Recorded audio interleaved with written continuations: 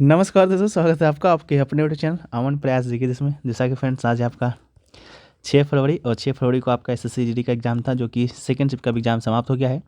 Second shift में आपके 20 GK जिस के प्रश्न पूछे गए थे, उनमें से जो है अधिकतम रियल प्रश्न हमें प्राप्त हो गए हैं। तो आज के इस वीडियो में हम उन सभी प्रश्नों को जो है डिस्कस करने वाले हैं, साथ में उनसे जुड़े इंपॉर्टेंट एक्स्ट्रा फैक्ट्स को भी जो है देखते हुए चलेंगे। तो चलिए वीडियो को स्टार्ट करते हैं बिना किसी देरी के। इससे पहले इस चैनल पर नए हैं, चैनल को आप लोग सब्सक्राइब कर लीजिएगा और नोटिफिकेशन बेल कॉल पर क्लिक कर लीजिएगा। और इसका जो पीडीएफ है आपको टेलीग्राम चैनल पे मिलेगा, जिसका लिंक डिस्क्रिप्शन में दिया गया है, तो आप लोग जाइए और उसको भी ज्वाइन कर लीजिए। तो शुरू करते हैं आज के पहले प्रश्न हैं। तो आज का जो हमारा पहला जो प्रश्न है वो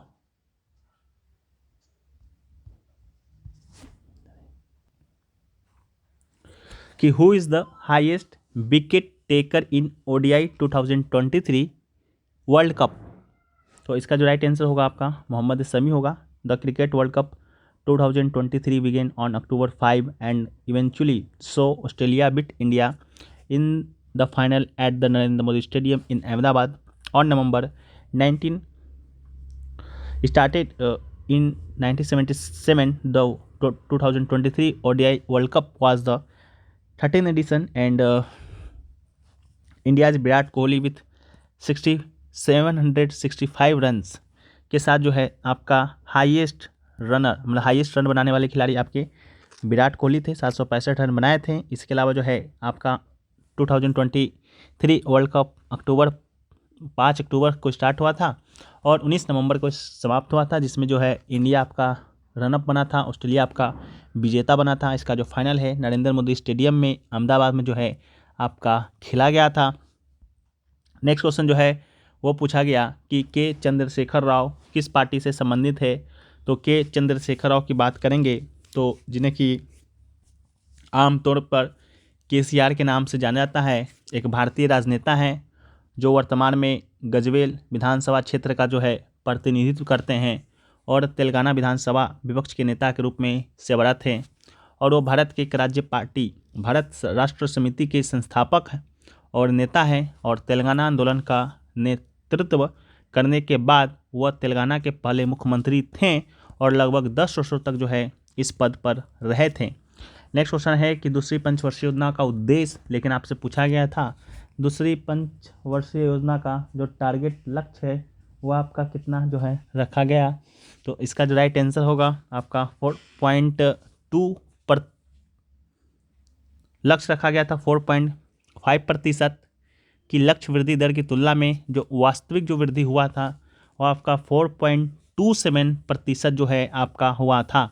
इसके अलावा उद्देश्य की बात करेंगे तो औद्योगिक क्षेत्र पर जोर देना इसका उद्देश्य था। भारत में दूसरी पंचवर्षीय योजना के लिए कुल मिलाकर जो है 48 अरब रुपए जो है आवंटित किए गए, और ये जो राशि है संचार, परिवहन, विविध सामाजिक सेवाएं, बिजली, सिंचाई और अन्य पर जो है आपका किया जाना था। नेक्स्ट क्वेश्चन जो पूछा गया कि आर्य समाज के संस्थापक कौन हैं। तो आर्य समाज के संस्थापक की जब हम लोग बात करते हैं तो इसका जो राइट आंसर है आपका स्वामी दयानंद सरस्वती इसका राइट आंसर होगा। आर्य समाज का स्थापना इन्हीं के द्वारा 10 अप्रैल 1875 को जो है आपका किया गया था। आर्य समाज इस मान्यता का पालन करता है कि केवल एक ही ईश्वर है और उसकी मूर्ति पूजा उचित नहीं है। इसके अलावा आर्य समाज अभियोजन को बढ़ावा देने वाला पहला हिंदू संगठन है। आर्य समाज के अलावा जो है आपके एग्ज़ाम में ब्रह्म समाज भी आता है। ब्रह्म समाज का स्थापना किसने किया। तो इसका स्थापना राजा राम मोहन राय ने किया। कल आपका आत्मीय सभा का स्थापना किसने किया था। तो इसका भी जो स्थापना है राजा राम मोहन राय जी के द्वारा ही किया गया था। तो नेक्स्ट क्वेश्चन है कि ऋग्वेद के मंत्रों को जो है आपका क्या कहा जाता है। तो ऋग्वेद के मंत्रों को हम लोग सूक्त के नाम से जानते हैं। ऋग्वेद में 1028 मंत्र है जिसे हम लोग सूक्त कहते हैं, जिनमें अप्रामाणिक वलाखिलिया भजन शामिल है। ऋग्वेद में 10 पुस्तकों में संगठित है, यानी कि 10 मंडल है।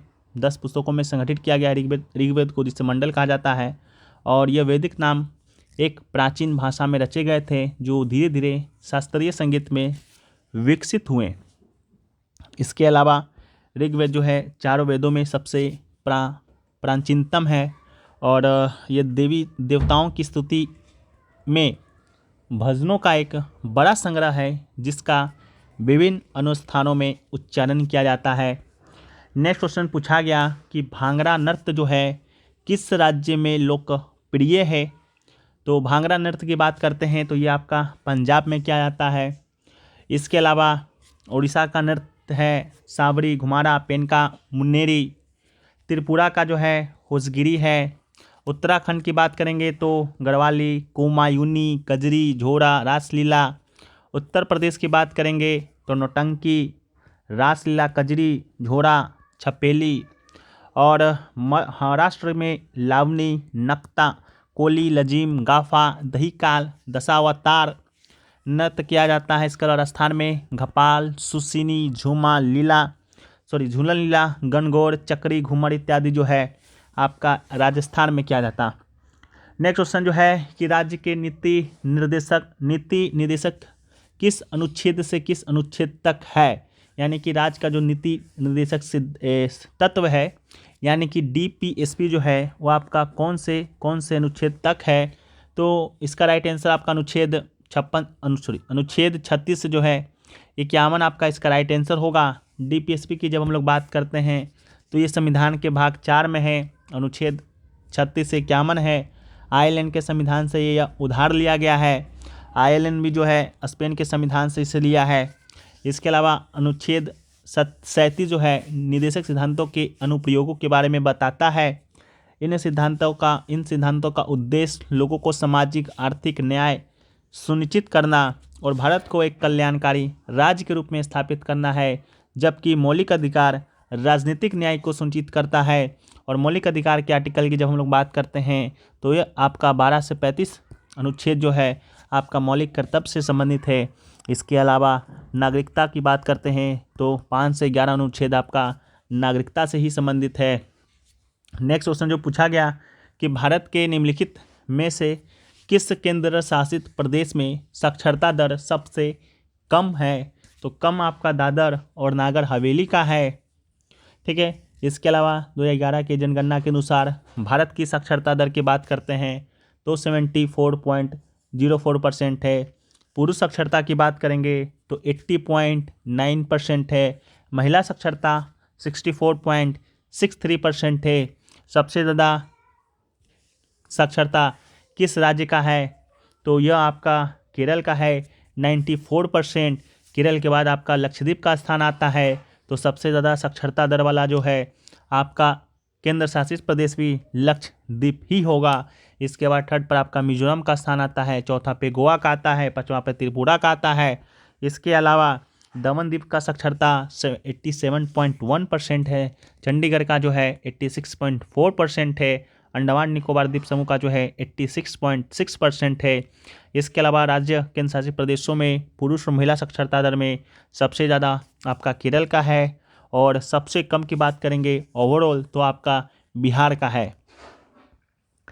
नेक्स्ट क्वेश्चन जो है कि साजिबू चेरेओबा भारतीय राज्य में सनमाहिज्म धर्म का पालन करने वाले लोगों का एक चंद्र नववर्ष उत्सव है। तो इसका जो राइट आंसर होगा आपका मणिपुर होगा। साजिबू चेरेओबा की बात करेंगे तो यह हर साल मणिपुर में मार्च के अंत या अप्रैल की शुरुआत में मनाया जाता है। इस अवसर को मनाने और आने वाले वर्ष के लिए सौभाग्य लाने के लिए अनुष्ठान प्रदर्शन आयोजित किए जाते हैं। चेराओबा त्यौहार भारत में मैतेई समुदाय के रीति रिवाजों, सांस्कृतिक विरासत से संबंधित चंद्र कैलेंडर और गणितीय गणनाओं पर आधारित नए साल की शुरुआत का प्रतीक है। इसके अलावा मैतेई कैलेंडर साजिबू में पहले महीने का पहला दिन साजिबू नोगमा पानवा है, जिसे कभी कभी मैतेई चेरायुबा भी कहा जाता है। नए साल के पहले दिन मैतेई देवता लिनिंग गंथो सनामाही को फलों, सब्जियों, चावलों और अन्य कच्चे खाद्य पदार्थों का औपचारिक प्रसाद प्राप्त होता है। नेक्स्ट क्वेश्चन है कि भारतीय गणराज्य का प्रथम नागरिक कौन होता है। लेकिन आपके एग्जाम में जो आया था कि राज्यों का जो है वो प्रथम नागरिक कौन होता है, तो राज्यों की बात करेंगे तो राज्यों का प्रथम नागरिक का राज्यपाल होता है, लेकिन भारतीय गणराज्य की जब हम लोग बात करते हैं तो उसका प्रथम नागरिक आपका भारत का राष्ट्रपति होता है। भारतीय गणतंत्र के वरीयता क्रम के अनुसार भारत के नागरिक की बात करते हैं तो पहला स्थान पे आपका राष्ट्रपति आता है, दूसरा स्थान पे जो है लोक उपराष्ट्रपति आता है, तीसरा स्थान पे जो है आपका प्रधानमंत्री आता है, चौथा स्थान पे आपका राज्यपाल आता है उनके संबंधित राज्यों के भीतर, और पाँचवां स्थान पे जो है पूर्व राष्ट्रपति आते हैं। पूर्व राष्ट्रपति के बाद आपका उप प्रधानमंत्री आते हैं, और छठा स्थान पे जो है भारत के मुख्य न्यायाधीश और लोकसभा के अध्यक्ष जो है वो आपके आते हैं।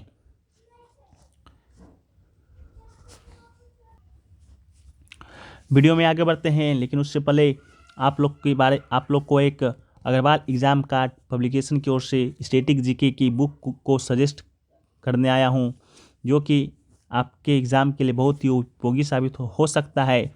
इस बुक की बात करेंगे, पहले स्टैटिक जीके की बात करते हैं तो आपका प्रत्येक एग्ज़ाम में 30 से 35% जो पोर्शन है वो आपका स्टैटिक जीके से ही देखने को मिलता है, और इसकी वजह से जो है लाखों सिलेक्शन आपका रुक जाता है। ठीक है, तो ये बुक आपके लिए जो है फ़ायदेमंद हो सकता है। इस पुस्तक की बात करते हैं तो इसमें आपके 80+ जो है आपके टॉपिक दिए गए हैं। ठीक है, जो कि अभी तक के मार्केट में सभी बुकों से सबसे ज़्यादा है, और सबसे संगठित जो आपका मटेरियल है वो आपका दिया गया है।